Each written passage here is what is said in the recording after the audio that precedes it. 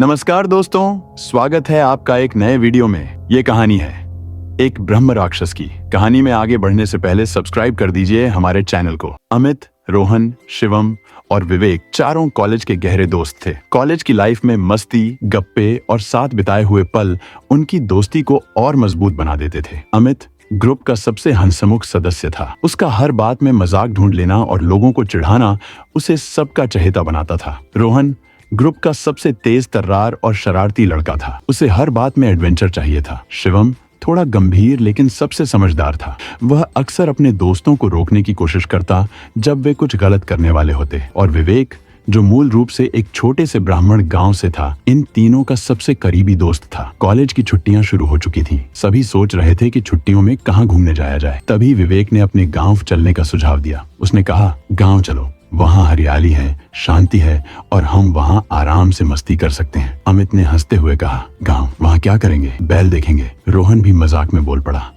हाँ, और गोबर के उपले बनाएंगे। लेकिन शिवम ने उनकी बात काटते हुए कहा, मुझे तो गांव देखना है। शहर की इस भीड़ भाड़ से अलग कुछ नया अनुभव होगा। आखिरकार चारों दोस्तों ने तय किया कि वे विवेक के गांव जाएंगे। चारों दोस्त ट्रेन में बैठे और उनकी यात्रा शुरू हुई। ट्रेन खचाखच भरी हुई थी, लेकिन जैसे जैसे ट्रेन शहर से दूर हो रही थी, खिड़की के बाहर के दृश्य बदल रहे थे। ऊंची ऊंची इमारतों की जगह अब खेत, हरियाली और छोटे छोटे गांवों ने ले ली थी। रोहन खिड़की के पास बैठा था। उसने बाहर झांकते हुए कहा, यार, ये सब देखकर तो मन कर रहा है कि यहाँ ही बस जाऊं। शहर के ट्रैफिक और शोर से तो लाख गुना बेहतर है। विवेक मुस्कुराते हुए बोला, देखा, मैंने कहा था गांव आओगे तो मजा आएगा, और ये तो बस शुरुआत है। ट्रेन जब छोटे से स्टेशन पर रुकी तो विवेक के पिता का नौकर उन्हें लेने आया। गांव स्टेशन से करीब 5 किलोमीटर दूर था और उन्होंने बैलगाड़ी से यात्रा की। अमित ने मजाक में कहा, यार, ये बैलगाड़ी तो बड़ी स्पीड से चल रही है, कहीं F1 रेस में हिस्सा न ले ले। सब हंस पड़े। गांव में पहुंचते ही चारों दोस्त उस जगह की खूबसूरती में खो गए। चारों ओर हरियाली, बड़े बड़े पेड़ और शांत वातावरण ने उन्हें मोहित कर लिया। गांव में हर किसी का चेहरा साफ, मासूम और मुस्कुराता हुआ था। विवेक का परिवार उनका इंतजार कर रहा था। उनके पिताजी, जो गांव के मंदिर के पुजारी थे, ने सभी का स्वागत किया। विवेक की मां ने चारों के लिए खाने की थाली लगाई, जिसमें सादगी और प्यार झलक रहा था। विवेक ने दोस्तों को बताया, मेरे परिवार की परंपराएं थोड़ी सख्त हैं। यहाँ शराब, मांस, प्याज और लहसुन बिल्कुल वर्जित हैं। इसलिए अगर तुम लोगों को कुछ चाहिए तो गांव के बाहर ही करना पड़ेगा। अमित हंसते हुए बोला, अरे यार, इतनी पवित्रता में तो हम देवी देवता बन जाएंगे। लेकिन शिवम ने उसे शांत रहने का इशारा किया। अगले दिन विवेक का छोटा भाई चारों को गांव घुमाने ले गया। उसने गांव के मंदिर, नदी और खेत दिखाए। लेकिन उसकी बातों में सबसे ज्यादा ध्यान बरगद के उस विशाल पेड़ ने खींचा जो गांव के बाहर था। उस पेड़ को देखते ही रोहन ने कहा, यह तो हॉरर फिल्म का परफेक्ट लोकेशन लग रहा है। विवेक के भाई ने गंभीर होते हुए कहा, यह मजाक की बात नहीं है, यह पेड़ बहुत डरावना है। गांव में हर कोई इसे ब्रह्म राक्षस का पेड़ कहता है। यहाँ कई अजीब घटनाएं हो चुकी हैं। शिवम ने पूछा, अजीब घटनाएं? जैसे? विवेक का भाई बोला, कुछ साल पहले हमारे पड़ोस के शुक्ला जी का बेटा शादी के बाद पहली बार गांव आया था। उसने यहाँ शराब पी और नॉनवेज खाया। उसी रात उसे सपना आया कि कोई राक्षस उसे मार रहा है। उसने इस बात को गंभीरता से नहीं ले लिया और अगले दिन भी वही किया। लेकिन तीसरी रात उसकी लाश इसी पेड़ पर लटकी हुई मिली। उसकी बात सुनकर सबके चेहरे पर हल्की सी घबराहट आ गई। अमित ने मजाक में बात को हल्का करते हुए कहा, अच्छा, तो यह पेड़ मांस और शराब का दुश्मन है। लेकिन विवेक के भाई ने उसे चुप रहने को कहा और चारों को वहां से वापस ले गया। शाम के समय चारों दोस्त छत पर बैठे थे। अमित और रोहन ने पार्टी का सुझाव दिया। शिवम ने पहले मना किया, लेकिन उनके जिद करने पर मान गया। रोहन और अमित गांव के बाहर से शराब और चिकन लेकर आए। जब वे छत पर खाना और शराब की तैयारी कर रहे थे, तभी अचानक एक भारी और डरावनी आवाज सुनाई दी। मत करो यह सब। चारों चौंक गए और चारों ओर देखने लगे, लेकिन कोई नहीं था। रोहन ने हंसते हुए कहा, यह गांव के किसी बड़े बुजुर्ग की आवाज होगी। चलो शुरू करते हैं। शराब और चिकन खाते वक्त चारों ने उस डरावनी आवाज को मजाक में उड़ा दिया। लेकिन जब वे सोने गए तो सबके सपनों में एक ही चीज आई, सपने में चारों दोस्त एक अंधेरे जंगल में थे। जंगल के बीचों बीच वही बरगद का पेड़ था। उसके चारों ओर लाशें झूल रही थीं। तभी पेड़ के ऊपर से एक जलती आंखों वाला राक्षस उतरा। वह जोर जोर से हंस रहा था और कह रहा था, तुम लोगों ने मुझे अपमानित किया है, अब सजा भुगतने के लिए तैयार हो जाओ। चारों के शरीर बंधे हुए थे और वह राक्षस उन्हें जलाने की धमकी दे रहा था। सुबह होते ही चारों पसीने से तरबतर उठे। शिवम ने कहा, मैंने आज रात बहुत अजीब सपना देखा। एक राक्षस हमें मारने की कोशिश कर रहा था।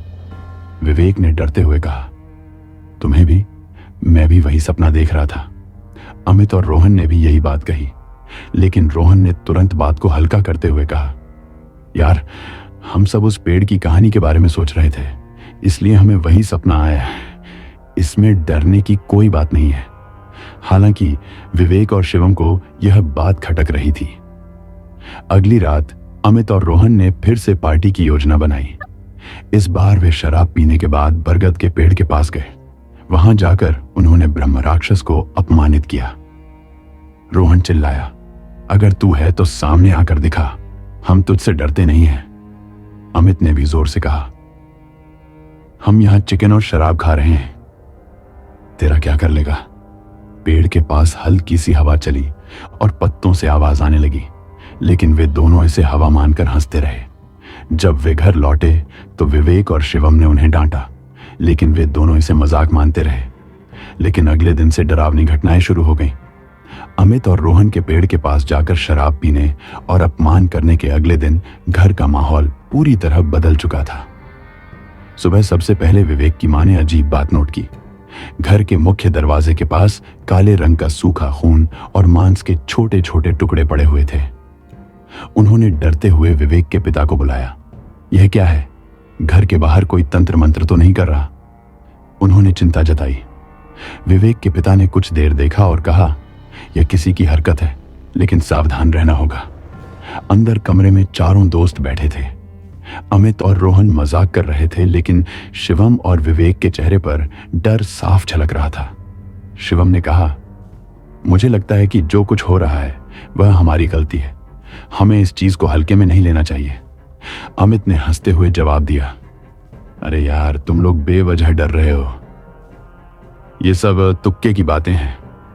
लेकिन तभी खिड़की के बाहर एक परछाई तेजी से गुजरी। विवेक ने चौंक कर देखा।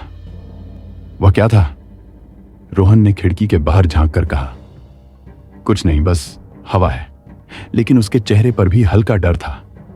रात का समय था। चारों दोस्तों ने तय किया कि वे छत पर सोएंगे, लेकिन विवेक और शिवम ने मना कर दिया। हम कमरे में सोएंगे, छत पर हवा और अंधेरा मुझे ठीक नहीं लग रहा, शिवम ने कहा। अमित और रोहन छत पर लेट गए। रोहन ने मजाक करते हुए कहा, डरपोक हैं ये दोनों, गांव आए और खुले आसमान में सोने से डर रहे हैं। रात के करीब 2 बजे अचानक रोहन की नींद खुली। उसे लगा कि कोई उसके पैर को पकड़कर खींच रहा है। अमित, मजाक मत कर, उसने गुस्से में कहा।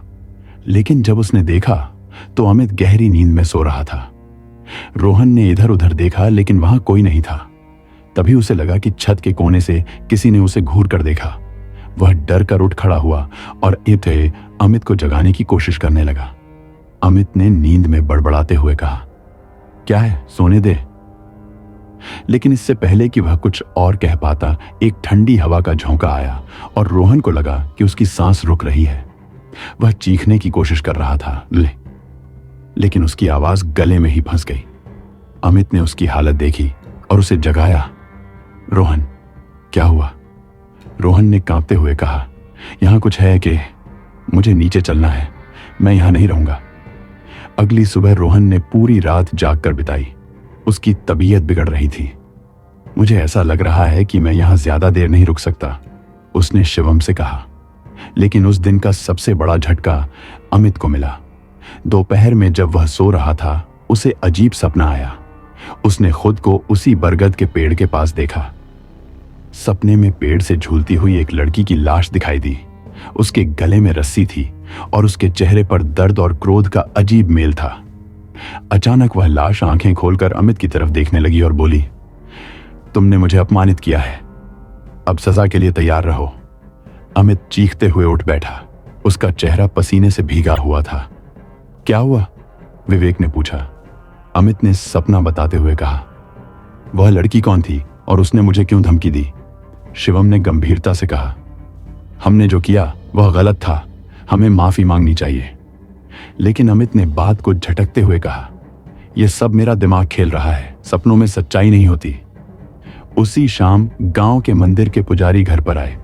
उन्होंने चारों को देखते ही कहा, तुम लोगों ने कुछ ऐसा किया है जो नहीं करना चाहिए था। मुझे यहां आने से पहले ही एहसास हो गया था कि गांव के ऊपर कुछ गलत होने वाला है। विवेक के पिता ने पुजारी से कहा, क्या आप विस्तार से बता सकते हैं? पुजारी ने कहा, वह बरगद का पेड़ एक साधारण पेड़ नहीं है, वह श्रापित है। वहां रहने वाली आत्मा को छेड़ने का मतलब है अपनी मौत को बुलावा देना। मैंने सुना है कि ये लड़के वहां गए थे, क्या उन्होंने कुछ ऐसा किया? विवेक ने सारा सच पुजारी को बताया। पुजारी ने गुस्से में कहा, तुम लोगों ने आत्मा का अपमान किया है, अब तुम्हें उसका प्रायश्चित करना होगा, नहीं तो कुछ बड़ा अनर्थ होगा। लेकिन अमित ने गुस्से में कहा, आपकी ये डरावनी कहानियां हमें प्रभावित नहीं करेंगी। अगर कुछ होगा तो हम खुद उससे निपट लेंगे। पुजारी ने गंभीर स्वर में कहा, तुम्हारी ये सोच तुम्हें बहुत भारी पड़ेगी। याद रखना, मैंने चेतावनी दी है। रात का समय था। इस बार चारों दोस्त एक ही कमरे में सोए, लेकिन हर किसी को बेचैनी महसूस हो रही थी। अचानक रात के करीब 3 बजे अमित चीखते हुए उठ गया। उसने कहा, मुझे ऐसा लग रहा है कि कोई मुझे खींच रहा है, मुझे सांस नहीं आ रही। शिवम ने लाइट जलाकर देखा। अमित के गले पर जलने के निशान थे, मानो किसी ने उसे रस्सी से बांधा हो। अमित ने कांपते हुए कहा, मुझे माफ कर दो, मैंने जो किया वह गलत था, लेकिन अब बहुत देर हो चुकी है। इतना कहने के बाद उसने दम तोड़ दिया। शिवम और विवेक चीख पड़े। रोहन, जो पहले से डरा हुआ था, अब पूरी तरह पागल हो गया। यह आत्मा हमें मार देगी, हमें तुरंत यहां से भागना चाहिए, उसने घबराते हुए कहा। सुबह होते ही गांव में हड़कंप मच गया। किसी को समझ नहीं आ रहा था कि अमित की मौत कैसे हुई। विवेक के पिता ने कहा, तुम्हें तुरंत उस आत्मा से माफी मांगनी होगी। पुजारी ने भी कहा, यह ब्रह्म राक्षस की चेतावनी थी, अगर तुमने अब भी उसकी बात नहीं मानी तो अगला नंबर तुम लोगों का होगा। रोहन और शिवम दोनों कांप रहे थे। हमें गांव छोड़ देना चाहिए, यह जगह अब हमारे लिए सुरक्षित नहीं है, शिवम ने कहा। लेकिन पुजारी ने उन्हें रोका, तुम गांव छोड़कर नहीं बच सकते, वह आत्मा तुम्हें हर जगह ढूंढ लेगी। अब तुम्हें वही करना होगा जो मैं कहूं। अमित की मौत के बाद सुबह का माहौल भारी और सन्नाटे से भरा हुआ था। पुजारी ने चारों के घर में आकर सभी को बुलाया और कहा, तुम्हें अब सच्चाई जाननी होगी। पुजारी ने बताया कि गांव के उस बरगद के पेड़ के पीछे एक भयानक कहानी छुपी हुई है। यह पेड़ साधारण नहीं है। वर्षों पहले इस जगह पर एक ब्राह्मण साधु तपस्या कर रहा था। वह बहुत सिद्ध और क्रोधी स्वभाव का था। उसने शाप दिया था कि जो भी उसकी तपस्या में विघ्न डालेगा, उसे ब्रह्म राक्षस बनकर सजा दी जाएगी। विवेक ने हैरानी से पूछा, लेकिन इस आत्मा का हमसे क्या लेना देना? हमने कोई तपस्या भंग नहीं की। पुजारी ने गंभीर स्वर में कहा, तुम लोगों ने उसके पेड़ का अपमान किया, उसने तुम्हें चुन लिया है। यह ब्रह्म राक्षस का श्राप है। जब तक तुम उससे माफी नहीं मांगोगे, वह तुम्हारा पीछा नहीं छोड़ेगा। शिवम ने घबराते हुए पूछा, माफी कैसे मांगे और क्या माफी से सब कुछ ठीक हो जाएगा? पुजारी ने कहा, माफी मांगने के लिए तुम्हें उस बरगद के पेड़ के पास जाना होगा और उसकी आत्मा को शांत करना होगा, लेकिन यह आसान नहीं है। अमित की मौत के बाद से गांव में अजीब घटनाएं होने लगीं। हर रात किसी के चीखने की आवाजें सुनाई देती, घरों के दरवाजे खुद ब खुद खुल जाते, पानी के मटके खाली हो जाते और उनकी जगह लाल रंग का गाढ़ा तरल नजर आता। विवेक ने अपने पिता से कहा, पापा, मुझे लगता है कि हमें गांव छोड़ देना चाहिए, ये आत्मा हमें मार डालेगी। लेकिन विवेक के पिता ने जवाब दिया, बेटा, गांव छोड़ने से श्राप से बचा नहीं जा सकता। अगर पुजारी कह रहे हैं कि माफी मांगनी चाहिए, तो हमें वही करना होगा। रात का समय था। सभी ने तय किया कि वे अब अकेले नहीं सोएंगे। विवेक, शिवम और रोहन एक ही कमरे में सो रहे थे। रात के करीब 2 बजे अचानक रोहन की नींद खुली। उसने देखा कि कमरे में हल्का धुआं भर गया है। वह घबराकर उठा और बोला, विवेक, शिवम, उठो, यहां कुछ अजीब हो रहा है। दोनों ने उठकर देखा कि कमरे के एक कोने में एक अंधेरा सा साया खड़ा था। साये की आंखें जलती हुई लाल रंग की थीं। रोहन चिल्लाया, यह कौन है? साया तेजी से रोहन की तरफ बढ़ा। इससे पहले कि कोई कुछ समझ पाता, रोहन की गर्दन पर अजीब निशान बनने लगे, जैसे किसी ने रस्सी से उसे कसकर बांधा हो। वह छटपटाने लगा और चीखने की कोशिश कर रहा था, लेकिन उसकी आवाज नहीं निकल रही थी। विवेक और शिवम ने डर के मारे दरवाजा खोलने की कोशिश की, लेकिन दरवाजा अंदर से बंद हो चुका था। रोहन, इसे छोड़ दो, हमें माफ कर दो, शिवम चिल्लाया। लेकिन रोहन की आंखें पलट गईं और वह बेजान होकर जमीन पर गिर पड़ा। रोहन के मरते ही कमरे में एक भारी आवाज गूंजने लगी, मैंने तुम्हें चेतावनी दी थी, जो मेरा अपमान करेगा उसे सजा भुगतनी पड़ेगी। विवेक और शिवम ने डर से कांपते हुए पुजारी को फोन किया। पुजारी ने तुरंत आने की बात कही। सुबह पुजारी ने घर आकर कहा, अब समय आ गया है, तुम्हें इस आत्मा का सामना करना ही होगा। तुम लोग बच नहीं सकते। रोहन और अमित की मौत इसका प्रमाण है। विवेक ने हिम्मत जुटाकर कहा, क्या हमें बचाने का कोई उपाय है? पुजारी ने कहा, तुम्हें उस पेड़ के पास जाकर एक विशेष अनुष्ठान करना होगा। अनुष्ठान के दौरान तुम्हें आत्मा से क्षमा मांगनी होगी, लेकिन याद रखना, अगर तुमने गलती की तो ब्रह्म राक्षस तुम्हें वहीं खत्म कर देगा। शिवम ने डरते हुए पूछा, अगर अनुष्ठान के दौरान कुछ हुआ तो क्या आप हमारी मदद करेंगे? पुजारी ने सिर हिलाकर कहा, अनुष्ठान के समय मैं कुछ नहीं कर सकता, तुम्हें अपनी किस्मत खुद बनानी होगी।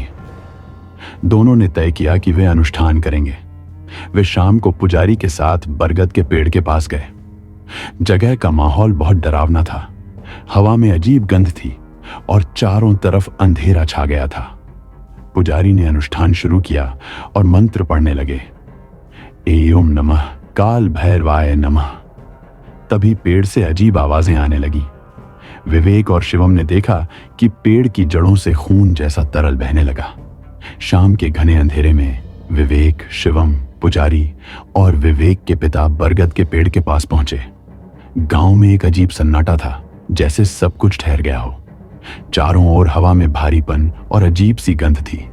पुजारी ने अपनी सामग्री निकालकर मंत्रोच्चार शुरू कर दिया, ओम नमः काल भैरवाय नमः, एनिंग ओम ब्रह्म राक्षसाय शांति शांति। मंत्रों की गूंज से पेड़ के पत्ते जोर जोर से हिलने लगे। ऐसा लग रहा था जैसे पेड़ जीवित हो गया हो। अचानक एक गहरी भयानक आवाज सुनाई दी, किसने मेरी शांति भंग की? कौन मेरे पास आने की हिम्मत कर रहा है? विवेक और शिवम ने देखा कि पेड़ के तने से एक विशाल साया उभरने लगा। उसकी आंखें जलते अंगारों की तरह थीं और उसका शरीर आग और धुएं से घिरा हुआ था। तुम लोगों ने मेरी चेतावनी को नजरअंदाज किया, अब तुम्हें इसका अंजाम भुगतना होगा। ब्रह्म राक्षस गरजा। विवेक ने डरते हुए कहा, हमसे गलती हुई है, हमें माफ कर दीजिए। हम आपकी शांति भंग नहीं करना चाहते थे। लेकिन ब्रह्म राक्षस ने एक भयानक हंसी के साथ जवाब दिया, मुझे माफी नहीं चाहिए, मुझे तुम्हारे पापों का प्रायश्चित चाहिए। अचानक ब्रह्म राक्षस ने हवा में अपना हाथ उठाया। शिवम की आंखें पलट गईं और उसका शरीर हवा में उठ गया। वह जोर जोर से चिल्लाने लगा, बचाओ, मुझे बचाओ। विवेक ने पुजारी की ओर देखा और कहा, कुछ करो, उसे बचाओ। पुजारी ने मंत्रों का जाप तेज कर दिया, लेकिन ब्रह्म राक्षस ने शिवम को पेड़ की सबसे ऊंची शाखा पर पटक दिया। शिवम के शरीर से तेज चीख निकली और वह नीचे गिरते ही दम तोड़ गया। शिवम की मौत के बाद ब्रह्म राक्षस ने कहा, तुम्हें पता है कि मैं कौन हूं? मैं वही ब्राह्मण हूं जिसने वर्षों पहले यहां तपस्या की थी। इस गांव के लोगों ने मुझे धोखा दिया, मेरी तपस्या भंग की और मुझे अपमानित किया। इसलिए मैंने इस गांव को श्राप दिया कि जो भी पवित्र जीवन के नियमों को तोड़ेगा उसे मैं दंड दूंगा। विवेक के पिता ने हाथ जोड़कर कहा, हे महाशक्तिशाली आत्मा, कृपया मेरी संतानों को माफ कर दीजिए। वे नासमझ हैं, ब्रह्म राक्षस ने उनकी ओर घूरते हुए कहा, मुझे शांत करने का एक ही तरीका है, तुम्हें मेरे लिए बलिदान देना होगा, लेकिन यह बलिदान तुम्हारा नहीं, तुम्हारे पुत्र विवेक का होना चाहिए। विवेक के पिता यह सुनकर कांप गए। नहीं, मैं अपने बेटे को नहीं खो सकता। लेकिन विवेक ने दृढ़ता से कहा, पिताजी, यह सब मेरी वजह से हुआ है। अगर मेरा बलिदान गांव और हमारे परिवार को श्राप से बचा सकता है तो मैं तैयार हूं। विवेक ने ब्रह्म राक्षस से कहा, मैं तुम्हें अपना जीवन देने के लिए तैयार हूं, लेकिन मेरी आखिरी इच्छा है कि तुम इस गांव और इसके लोगों को छोड़कर हमेशा के लिए शांत हो जाओ। ब्रह्म राक्षस ने सहमति में सिर हिलाया और कहा, तुम्हारा बलिदान मुझे स्वीकार है, लेकिन ध्यान रखना, यह श्राप तब तक खत्म नहीं होगा जब तक गांव के सभी लोग शुद्ध जीवन नहीं जिएंगे। कोई शराब, मांस, प्याज या लहसुन नहीं खाएगा।